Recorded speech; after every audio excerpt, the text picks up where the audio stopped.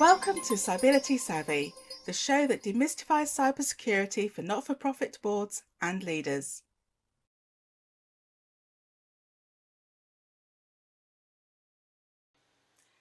Hello, I'm your host Michala Liavaag, founder of Cybiliy Consulting. Today we bring you a special episode in which I'm going to explain the Log4shell vulnerability and what it means for you and your organisations. So what is Log4j? Log4j is an open source Java logging library that is maintained by the Apache Foundation. Now, what's that mean in English? Its purpose is to log, which is another term for record or write down if you like, an activity that's occurring in an application. So typically this would be who, perhaps a person's name or a device name, what action is being taken. So they might be viewing something, they might be editing something or deleting something. What is the actual object that's being affected? So it could be a record in a HR system, for example, in which case by this point we know who's accessing it, whether I'm editing it or not, which system it is, which record it is in the system, and then the next piece of key information is when, so the date and timestamp that occurred. So when we talk about logging and security, those are the main aspects. Ironically, logging is one of the security controls that we rely on to investigate incidents, yet here it's the logging mechanism itself in which we have a vulnerability. This particular library is used by many software developers across the world, and it can be found buried deep within other applications that might not actually be obvious on first look. So this is the challenge. So what is the vulnerability? Well, it lies in the way that the application will look up information, and this is via something called the Java Naming and Directory Interface, JNDI for short. But then the way that it translates that information that is sent back to it. For those of you who've seen Star Trek, you'll be familiar with the universal translator, where the crew will have people around them speaking many different languages. But because of the universal translator, it takes that input in and translates it into something that the crew member understands. So some very clever people have found that by entering a particular combination of characters into a system, they can actually trigger that system to go off and get information from an external source. So if I'm an attacker, I might want you to go and visit my server with my malicious software on it, so that when your system then actually acts on this code, what it will be doing is actually bringing my malicious code into your system and then running it there. So we call this a RCE, remote code exploitation. And it's one of the really nasty vulnerabilities that we can have. But what's worse in this case is that the attacker doesn't even need to prove who they are, as in authenticate. They don't need to provide any usernames or cracked passwords. Just entering this clever string will actually trigger this vulnerability. So where do we find this vulnerability? The answer, I'm afraid, is any application that uses a vulnerable version of the Log4j library. Specifically, it's the Log4j version 2 that's affected, not the version 1, although the version 1 also has security vulnerabilities, so should no longer be used either. Now, it doesn't matter if this is on a server or on an end user device like a PC. It can be vulnerable in so many different ways. So for example, you might have a website that has a form for your visitors to fill in, a contact form perhaps, and by putting this string into one of those fields, that might be vulnerable. You might have a web application that you're entering data into. A lot of systems nowadays are software as a service, and the interface you access through a web browser. So this is particularly common. And again, you could be entering in information. It could be this string, and if that application is using a vulnerable version of the Log4j library, then that again would execute that malicious code and the attacker would be in the system. Now, the other one, just to call out, because a lot of people are missing this, I'm afraid, is that it could also be an application that's installed on someone's PC. So this is Java related, and quite often, especially some legacy apps, will actually use a lot of Java. So it's something that shouldn't be overlooked, that this library could still be in an application on someone's PC, not just web servers and web applications. I'll provide a link for you in the information about the most reliable list to check for affected software. And I'd really encourage you to share that with your IT. If you have IT internally, or if it's a third-party provider, check that they're aware of it. Now, this vulnerability sort of properly came to light on Friday, and so a lot of people have been very, very busy working over the weekend to try and limit the damage. But already, it's only Monday, we have several misconceptions that are coming up, and I just wanted to make sure you're aware of these so that you can challenge people who might be giving you information that they themselves might not realise isn't quite right. So the first one, the misconception is it only affects Apache web servers. That's not true. It affects all systems across all platforms if they are using a vulnerable version of the Log4j v2 library. Misconception 2, none of our internet-facing servers are vulnerable, and you may hear IT refer to this as servers in the DMZ, the demilitarized zone, which is between the trusted network and, if you like, the wild west of the internet. Now again, this is a misconception. Exploits are already showing that a string of characters can be entered into one system that is perhaps in the DMZ, and then as it's passed in to another system that uses the vulnerable software, it's then that it initiates that callback to the attacker. So it can actually get in through that, protected area of the DMZ into the trusted network. And so you also need to be concerned about applications that might be vulnerable on the internal network.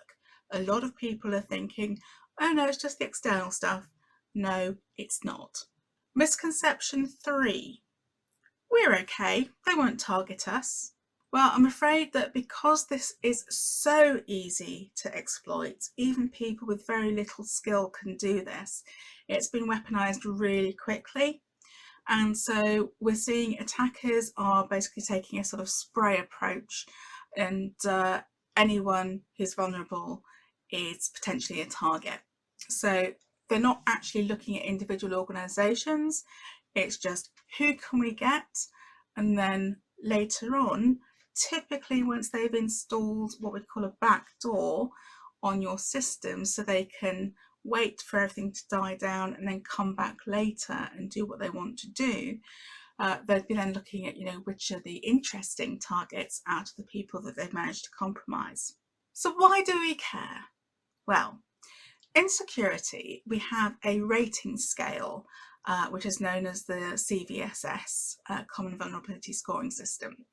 And much like the Richter scale for earthquakes, it takes into account different factors, and it goes from 0 to 10, with 10 being the highest. Now this vulnerability is a 10. Let me say that again. This vulnerability is a 10. And that's why everyone's so concerned, because it's so easy. It's widespread, it's easy to exploit with little skill, and most importantly, it can be triggered remotely over the internet without logging into the system. So I mentioned earlier, it's not authenticated, and this is one of the key reasons why it's 10 and deserves our attention. Now, again, it's early days, but already we're seeing exploitation. The good news, if you can call it good news, is that threat intelligence reports are suggesting that the majority of attackers are using this vulnerability to install crypto mining software on your machines so that they can obviously make some money through that in terms of the crypto coin currencies. That's not great. You don't really want that in your systems, but at least it's not hindering your organization necessarily unless they're using absolutely all the performance of the machines you've got. I would say there are a couple of examples already where some have chosen to install ransomware, disabling organizations completely, and that's obviously something that we all want to avoid. And I think, as I've already mentioned, that most concerning is that some of them will be installing those backdoors on your systems to gain what we call persistence, so they're still there, so that they can come back later when things have died down to perhaps look at what else you might have that they can sort of exploit and sell or other things. Okay, so what can we actually do about this? For those of you who have internal IT departments, I would refer you to the National Cybersecurity Centre alert that details the steps that they can take. For those of you who have external IT providers, I would challenge them and ask them what they're doing about it. I would also pay heed again to those misconceptions that I mentioned earlier, because some of them may not understand fully, and you can challenge that with the information that I've given you. Some of the things you can ask are you aware of the Log4shell vulnerability? If not, why not? And if they do say they're not, I just suggest that you sort of direct them to the information for now, and then note that that reason needs looking at later on as to why aren't they getting that threat intelligence to actually proactively do something about these vulnerabilities. Now, if they have become aware of the vulnerability, the question then is, what action have you taken to establish if any of our systems in use are affected? And remember, that's not just servers, but it could be client PCs as well. There's a really excellent list that I'll put in the show notes below, that is keeping up to date with the affected pieces of software. There are a few lists out there, but this one's very reliable, so I would go with that one. Also, not to be forgotten, asking, have we actually checked if we've got any in-house software development going on? Or perhaps we used to have in-house software development and we've got some legacy software that might potentially be using this library. So that's another thing that you can ask, just to sort of get those minds going and trying to identify all your sort of attack surface, which bits are affected with it. You can ask them what mitigation have they taken already or plan to take. And then also, have we engaged with our third parties to understand the supply chain risk? Because there could be this sort of onward impact to us and potentially onto our customers as well. Have we engaged our PR team if we've got one? And if we don't, has the sort of chair of the board of trustees perhaps got a statement prepped ready should you be asked what you're doing about this and how you're affected? You want to be ahead of it rather than behind it. So the other side of this, and this is true regardless of this vulnerability, you want to be asking the question, are we monitoring for suspicious behaviour and looking actively for any data that's leaving our systems? Data exfiltration is the term we use. And if they are, How are they doing that? Are they actually searching internally for what we're calling LDAP connections in this particular vulnerability? This is one of the protocols, one of the methods, if you like, the languages that is being used to then dial back out to the attacker. And so by looking for those connections, they can indicate which systems and devices might be affected, and then also block that connection as well.